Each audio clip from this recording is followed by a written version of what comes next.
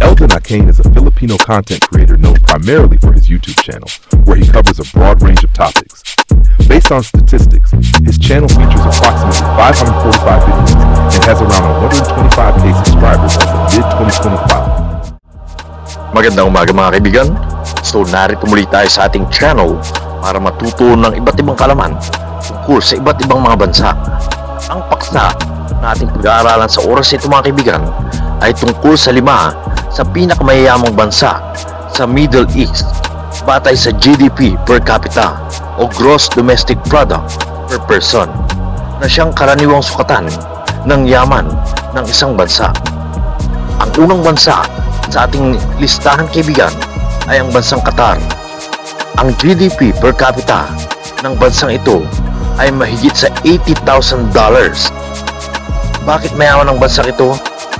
Dahil sa malaking reserba ng natural gas at langis. Maliit na populasyon, kaya mas mataas ang yaman kada tao. Malawak ang investment sa real estate at aviation. Ikalawa, United Arab Emirates o UAE. Ang GDP per capita ay humigit kumulang $50,000. Bakit mayaman ang bansa ito? Dahil sa kita mula sa langis at gas. Dahil din sa diversified economy, turismo, real estate at banking.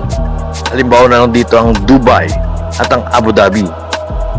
Bukas ang bansang ito sa foreign investors at skilled worker. Ikatlo sa ating listang kaibigan ay ang bansang Kuwait. Ang GDP per capita ay mahigit $40,000. Bakit mayaman ang bansang Kuwait? Dahil na rin sa langis. Dahil ito ang pangunahing pinagkukunan ng yaman ng bansa ito. Mataas din ang subsidiyo ng gobyerno para sa mga mamamayan. Mababa ang buwis at libre ang ilang serbisyo gaya ng edukasyon at kalusugan. Ang ika-4 sa ating listahan kaibigan ay ang bansang Saudi Arabia. Ang GDP per capita ng Saudi Arabia ay humigit kumulang $30,000. Bakit mayaman ang Saudi? Pinakamalaking exporter ito ng langis sa buong mundo.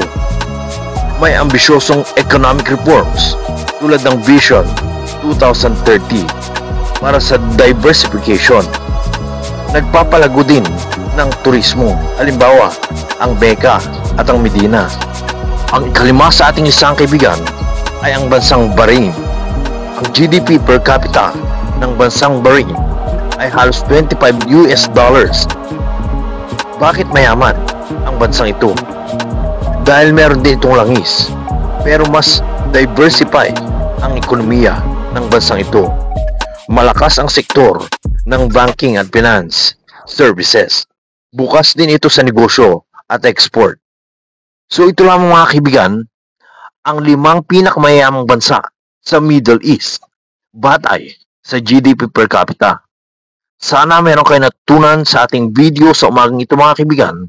At kung gusto nyo pa ng ganitong mga videos tungkol sa kaalaman, don't forget to click the subscribe button at yung notification bell sa baba ng ating video para lagi kayong updated sa aking mga latest uploads sa aking channel. So that's all for now.